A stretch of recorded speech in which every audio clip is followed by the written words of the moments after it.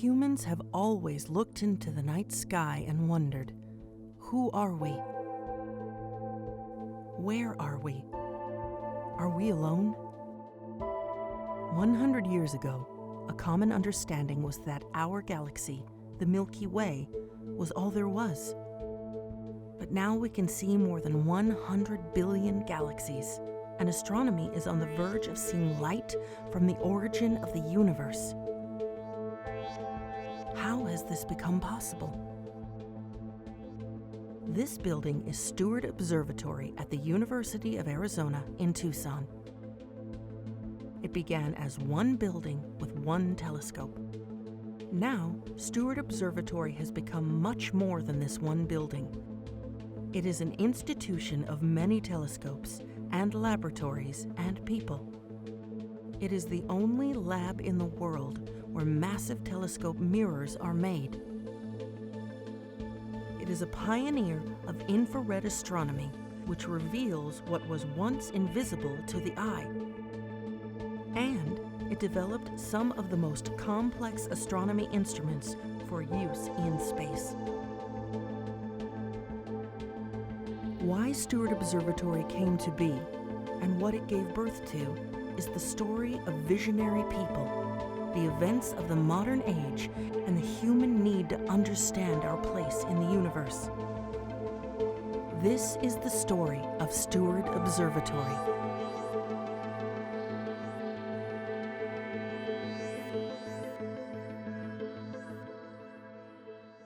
The roots of modern astronomy in Arizona stretch back 150 years to a chance encounter between two New Englanders, one of whom was consumed by the desire to find life in space. Percival Lowell was born to a wealthy Massachusetts family. A graduate of Harvard, he thought of himself as an astronomer. He had a lot of money, and he was interested in the planet Mars. And in those days, if you had the money to build your own observatory, you became an expert in that field, no matter what your educational background was. The other New Englander was Andrew Ellicott Douglas, a 28-year-old with a bachelor's degree in physics. So he hired the young Douglas to come out to the Arizona territory to find a location for his telescope and to build the observatory. Flagstaff is where the first major observatory in what was then the Arizona Territory was built. Douglas oversaw the construction of and helped build Lowell's Observatory. You know, the world was smaller and the science enterprise was smaller and people weren't as specialized, and it was a kind of wild frontier, so, you know, you had to make it up as you went along.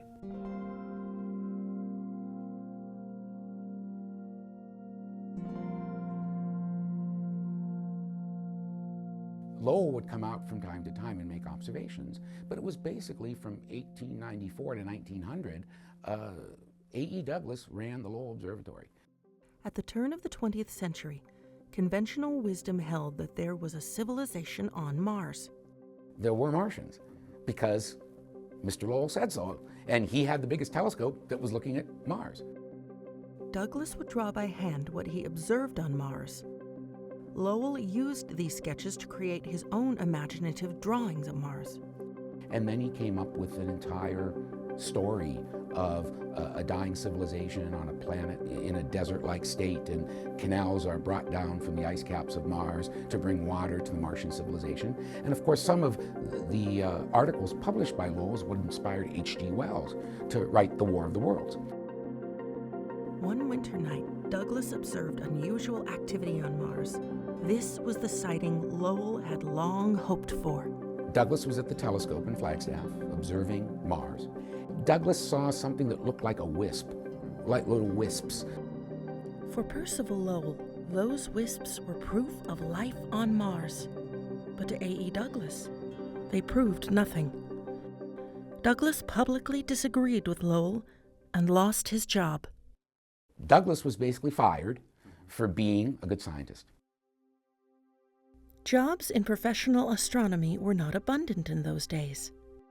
At the age of 40, A.E. Douglas took a job at the University of Arizona and began a new career teaching geography and physics.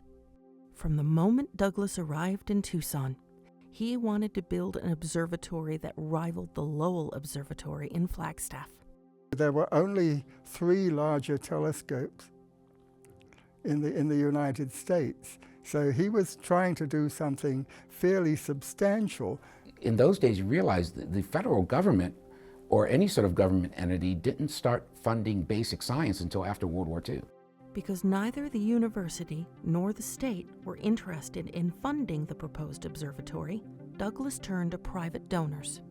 In October of 1916, they were able to announce to the press that Mrs. Lavinia Steward had given a $60,000 grant to the University of Arizona. It was the largest private grant that the university had received up until that point. The observatory was built in a distant corner of the empty campus. Construction, interrupted by World War I, took nearly 4 years. Once the observatory was complete, the telescope arrived on campus in pieces, hauled from the train yard on horse-drawn wagons. Douglas is the architect who designed the building. He's the one that decided the size and scope of the telescope, and he would also decide on the scientific program to begin with at the observatory. Douglas and Southern Arizona now had their observatory. The first public evening was held in September of 1922.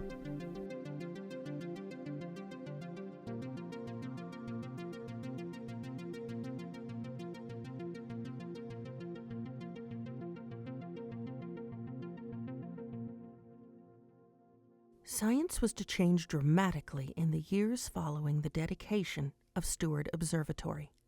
Those changes were driven by the new global realities following World War II and the ensuing Cold War.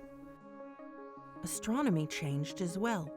Steward Observatory and Southern Arizona would play a prominent role in the many developments to come.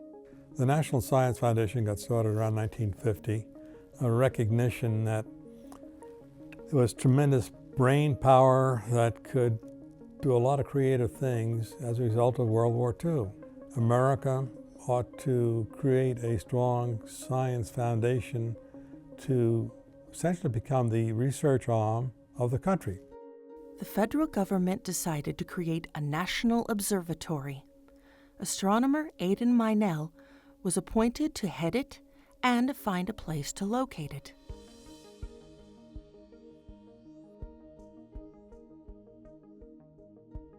So they needed a place to locate it that had to fit some restrictive requirements. It had to be, of course, a good astronomical site, an excellent astronomical site, but it couldn't be so isolated that it was impossible or very expensive to get to. You're always balancing the cost of having a telescope in a really excellent place, extremely far away, with getting one closer where you can have it working.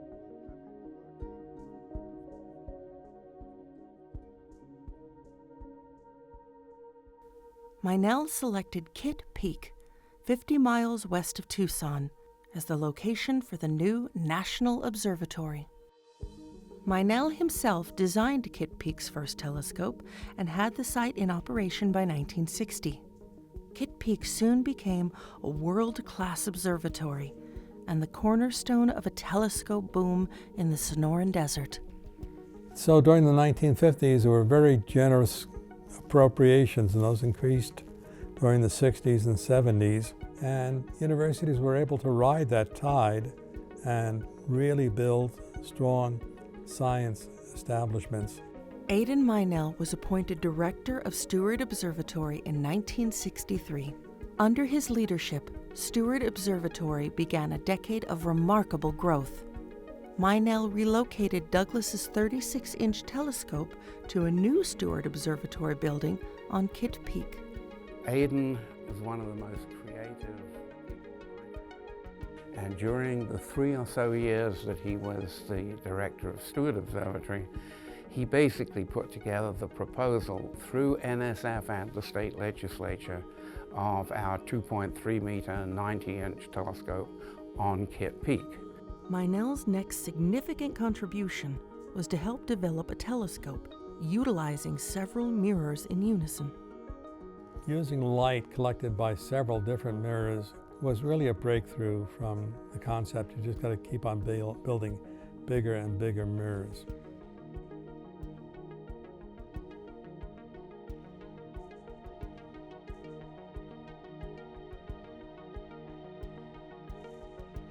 That became then the way that all modern telescopes from the 1970s have been built and will continue to be built. As those modern telescopes populated the peaks surrounding Tucson, a fundamental shift occurred in how they were used. In terms of astronomy in Arizona, it was virtually all visible light astronomy using photographic plates and essentially done just from Kitt Peak.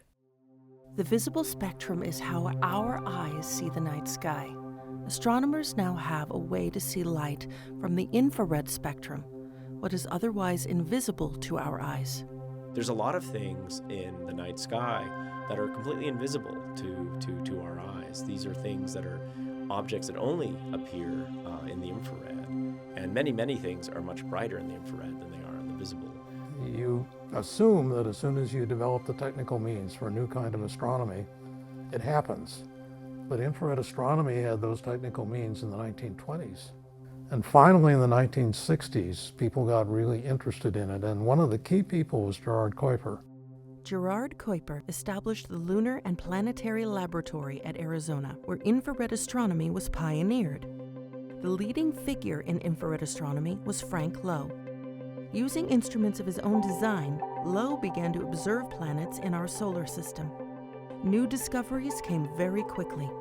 Frank had discovered that Jupiter actually has so much energy stored from its collapse that it is currently radiating about twice as much energy as it absorbs from the sun. There's hardly an area of astronomy that hasn't really been impacted by the capability in the infrared. The ability to look at molecules, which is one of the key things that infrared astronomy can do, is going to be huge for studying planets around other stars. It's just a whole nother look through the universe. In the early 1970s, the Steward Observatory began to dramatically increase the power of ground-based telescopes. Peter Strittmatter, new director of Steward Observatory, helped guide and shape that work.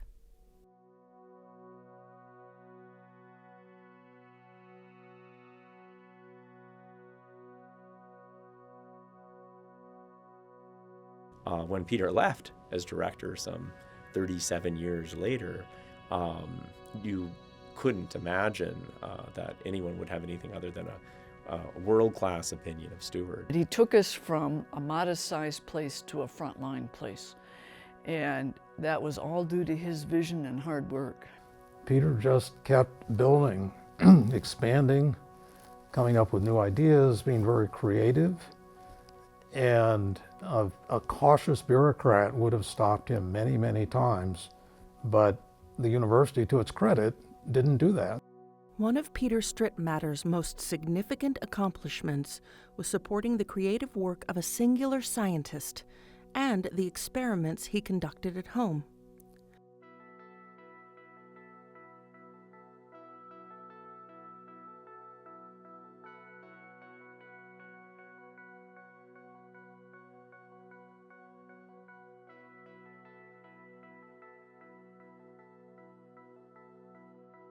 Building on these experiments, Roger Angell proposed using a rotating furnace to better shape the molten glass, and thus the Steward Observatory Mirror Lab was born.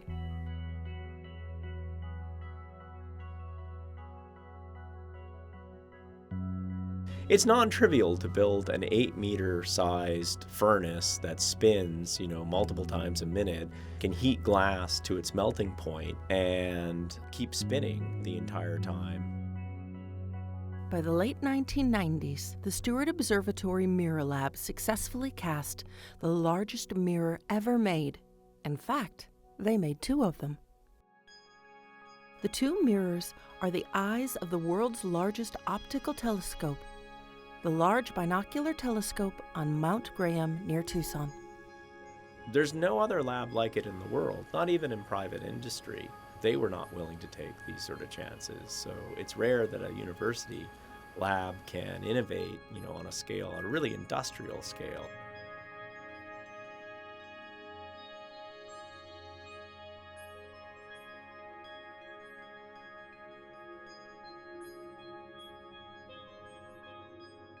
Even though telescope mirrors got much bigger, these giant mirrors have to look through the dense atmosphere of Earth, which distorts light before it reaches the telescope. We were building these giant mirrors, but they weren't making images any better than small telescopes because the atmosphere above the telescope limits the sharpness of the images. The Steward Observatory Mirror Lab explored techniques to eliminate this distortion. Adaptive optics was the solution. In parallel with Roger working on these mirror technologies, Nick Wolf was doing a lot of the theory of how you would cheat the atmosphere, which is essentially what adaptive optics is doing. Imagine a mirror that's sort of rubber-like, and you're changing the shape of that mirror 1,000 times a second. And you have to, of course, move it to not just any shape, you have to move it to exactly the opposite aberration that the atmosphere is putting into the beam. In a nutshell, with clicking a mouse, you could make an image that was as good as if the telescope was in outer space.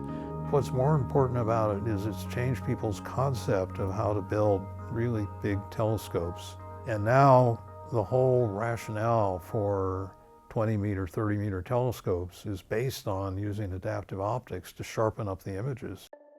As ground-based telescopes dramatically increased in size and sensitivity, a radical development for astronomy was to place telescopes in space. Steward Observatory has helped this development from the beginning. The initial forays into space astronomy were mostly ultraviolet or X-ray missions. Then the Hubble Space Telescope came along, and that was the first time that your rank-and-file astronomer got interested in space astronomy because they were used to observing at those wavelengths and they could think through what projects would be. The Hubble has one infrared camera. The more recent Spitzer Space Telescope has 3 infrared instruments. Steward Observatory played a key role in developing all of them. You quickly realize that you need a big telescope because you'd like it to have Hubble-like resolution and clarity, but more like a Spitzer range in wavelengths. And so that leads you to wanting a big telescope, a cold telescope. The biggest, coldest, and most complex space telescope ever imagined is the James Webb Space Telescope. 2 of its 4 instruments are linked to Steward Observatory. It is a huge telescope, and therein lies some of the complication. Because it's so big, we can't launch it as a single mirror. That's why it's comprised of 18 segments, and it folds up like a piece of origami in the nose cone of the rocket. It will take nearly 30 days for the James Webb to unfold and assemble itself in space, while traveling to its observation post 1 million miles from Earth. The core mission of the JWST is to observe what is called first light, the light generated in the immediate aftermath of the Big Bang. It'll be interesting to see if the first things that we can identify as galaxies, do they show evidence of there having been a previous generation of stars, or do they have the first generation of stars themselves? There are a lot of questions like that that we don't know the answer to.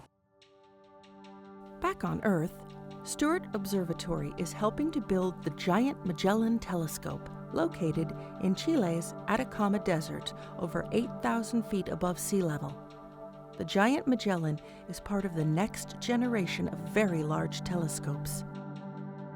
All the mirrors for the giant Magellan Telescope are being cast and polished at the University of Arizona.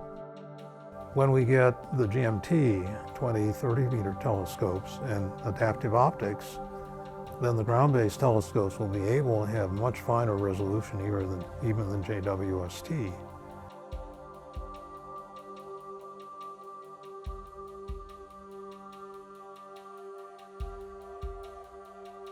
Probably the killer app for the GMT is going to be diagnosing the atmospheres of Earth and super-Earth-like planets.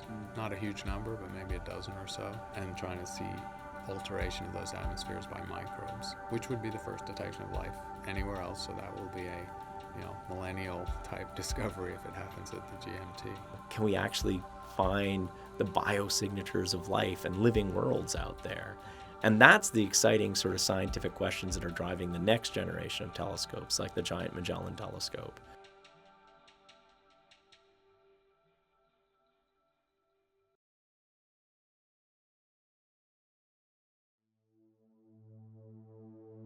It is also massively expensive, a $1 billion project founded upon an international collaboration of universities and nations. And as government funding of astronomy has declined, support from private individuals matters as much now as it did in 1916, when Lavinia Steward made a donation that led to the first major observatory in Tucson. 100 years later, a donation of $20 million from Richard F. Karras has helped assure the next generation of astronomy and research in southern Arizona.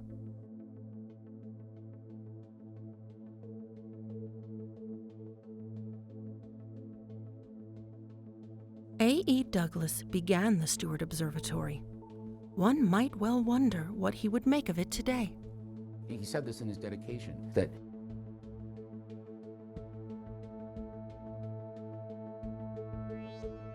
Douglas also told his audience, research is knowledge acquired before it is needed. The discoveries of the past 100 years have proven him right. You know, how are we learning about our place in the universe? God forbid we should ever have to find another habitable planet to move to, but if we know nothing about the universe and we need to do something radical, we'll have no idea if we haven't studied what the universe contains. We know we have our little short time frame as humans, but what's the role of humanity as a whole? And especially when it comes to trying to find life elsewhere, which is what some of these large telescopes will be trying to do. That's really setting us in a very large scene where we wonder, are we the only ones? That's the Buckminster Fuller quote, the way the implications are staggering, we're alone or we're not. And astronomy is really poised to answer that question too.